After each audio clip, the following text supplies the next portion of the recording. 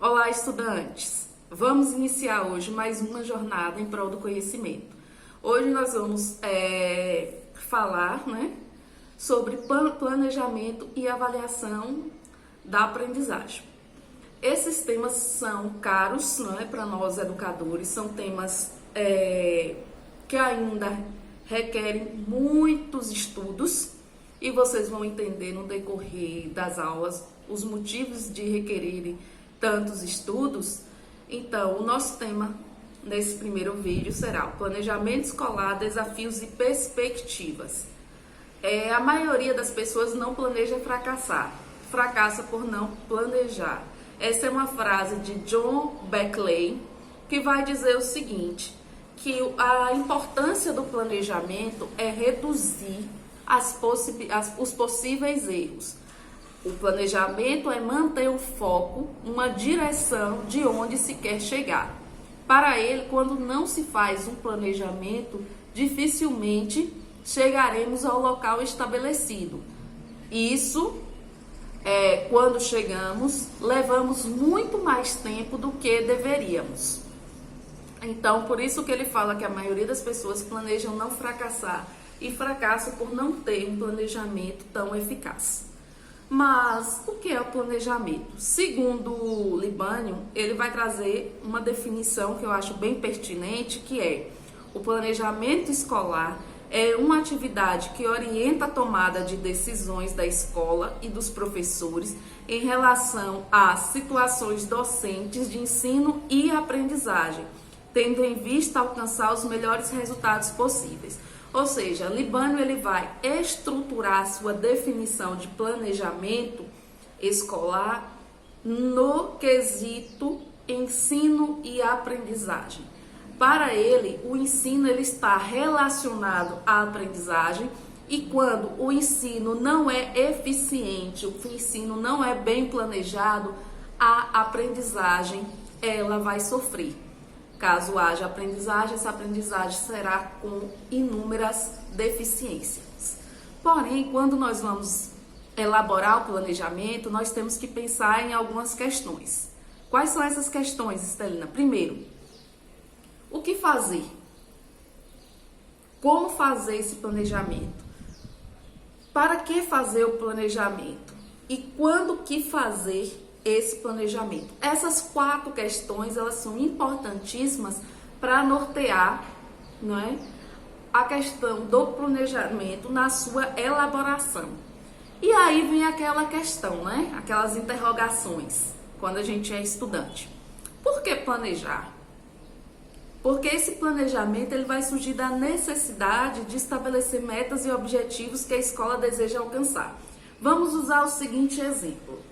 Saímos de casa e não olhamos o que temos de mantimentos.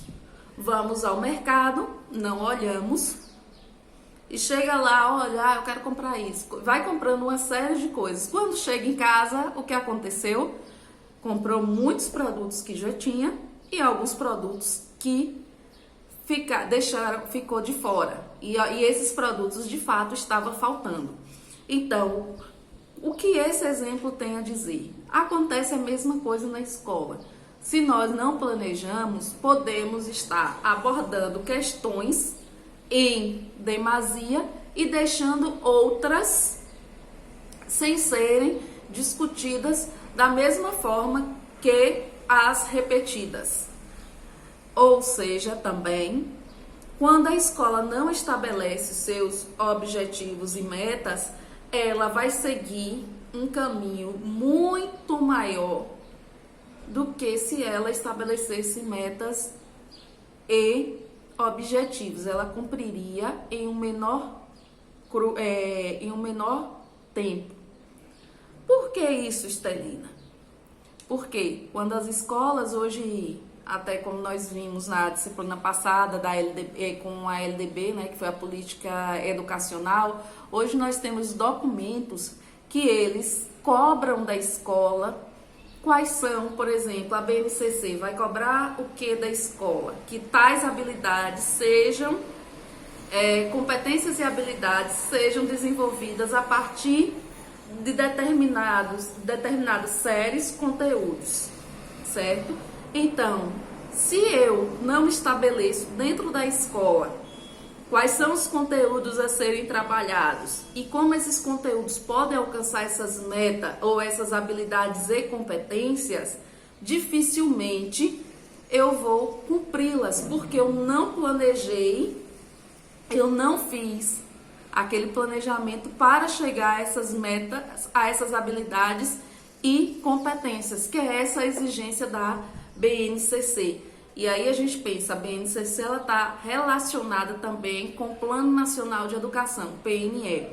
Por quê? Porque a nossa educação, por muito tempo, antes de termos um sistema educacional, nós não tínhamos metas e nem objetivos. E isso dificultou bastante. Por quê? No norte do país se discutia uma coisa, no nordeste outra, no sul, no sudeste, e isso tornou-se uma grande bola de neve. Por quê? Estudantes saíam de uma região, quando chegavam em outra região, eles tinham dificuldades, porque não se trabalhava nessa perspectiva. Com a política educacional do PNE, que começou a estabelecer metas e objetivos, o planejamento ele passou a ser cada vez mais cobrado. Por isso que às vezes as escolas recebem até visitas do município, né, da Secretaria Municipal de Educação, para verificar, tantos coordenadores também, verificar, e aí, como é que está sendo trabalhado, o que é que está sendo trabalhado. É porque o país adota essa política de metas e objetivos. Mas aí, no decorrer da disciplina, a gente vai verificar como isso acontece na prática, ok? Então, quando planejar, primeira questão a ser feita, quando planejar? Primeiro, o planejamento ele vai ser dividido em algumas temporalidades. Ele acontece no início do ano letivo, com as jornadas pedagógicas, e aí tem aquele momento, né, de chegar na escola no primeiro dia, um evento geral. No segundo momento, todos na escola planejando quais são as ações, planejando como vai ser trabalhado determinados conteúdos, como vai ser o ano letivo, o que é que vai ser preterido naquele momento. Então, e no decorrer, né, que também é chamado, esse primeiro momento do início do ano letivo, também é chamado de semana pedagógica ou jornada pedagógica, que é para sentar nesse momento e fazer esse planejamento.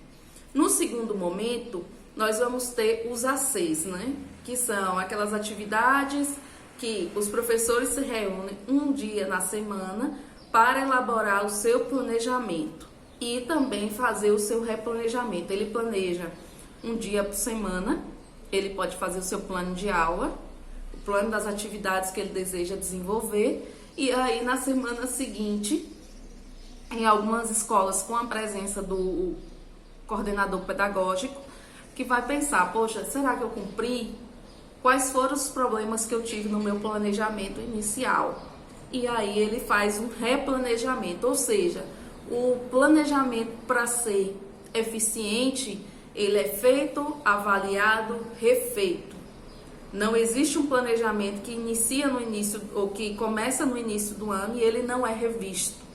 Porque quando nós planejamos de acordo com o que sabemos. E no decorrer da vivência em sala de aula, isso pode ser modificado. Mas, Estelina, quais são as dimensões interligadas ao planejamento? Primeiro, nós temos um planejamento educacional, que é algo maior. É algo que, por exemplo, um planejamento educacional, a BNCC em voga. O segundo, então eu pego pela BNCC, olha, vamos pensar da seguinte forma, eu tenho uma BNCC e leciono no segundo ano. No segundo ano, séries iniciais. Então, eu vou pegar o que aqueles elementos da BNCC trazem e vou articulá-los com o projeto político-pedagógico da escola. Então, o que é que a escola estabeleceu de instrumentos avaliativos? O que é que a escola estabeleceu para ser trabalhado? Em terceiro lugar, eu vou pegar a proposta curricular. Toda escola tem sua proposta curricular, que ela está relacionada à BNCC. Depois eu vou pegar o plano de ação da escola.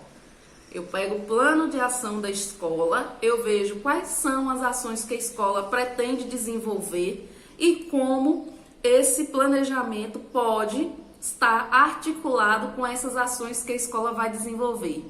Por último, eu faço o plano de trabalho docente. Eu vou articular todos esses elementos e elaborar o plano de trabalho docente. O plano de trabalho docente, ele pode ser semanal, quinzenal ou mensal. Alguns professores, principalmente quando estão iniciando a sua prática docente, ele acaba fazendo semanalmente para estar avaliando e através de planos de aula. Cada conteúdo ou cada dia de aula eu vou ter um planejamento, eu vou ter um plano de aula relacionado àquele dia. Lembrando que a sugestão, o que eu falei foi professores do segundo ano das séries iniciais. Então, é o único professor que assume todas as disciplinas. Quando ele vai para uma área mais específica, ele vai pegar por semana também as séries que ele leciona ou os anos que ele leciona e a disciplina, e ele vai montando o planejamento. Na semana seguinte, ele avalia aquele planejamento e o que ficou pendente da semana anterior, ele já faz as inserções na próxima semana.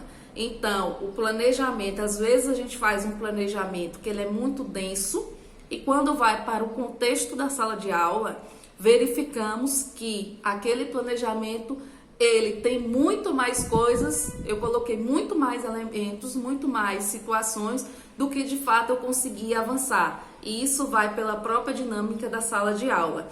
E tem aqueles planejamentos que são muito esvaziados. Isso quando a gente está iniciando uma prática em sala de aula, que é aquele planejamento que a gente faz e acha que vai dar tempo de tudo, ou que vai exceder o tempo, que vai estar de acordo com o tempo. E o planejamento, quando você olha na metade das aulas, né? Temos 4 horas, 2 horas de aula já acabou, já esgotou. Isso aconteceu comigo no estágio, né?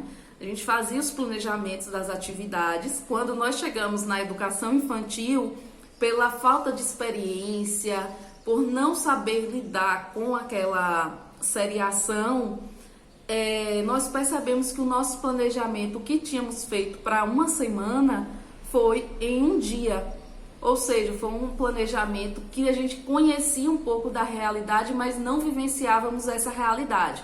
Então, o planejamento ele também precisa ser diagnóstico. Eu preciso conhecer um pouco daquela realidade.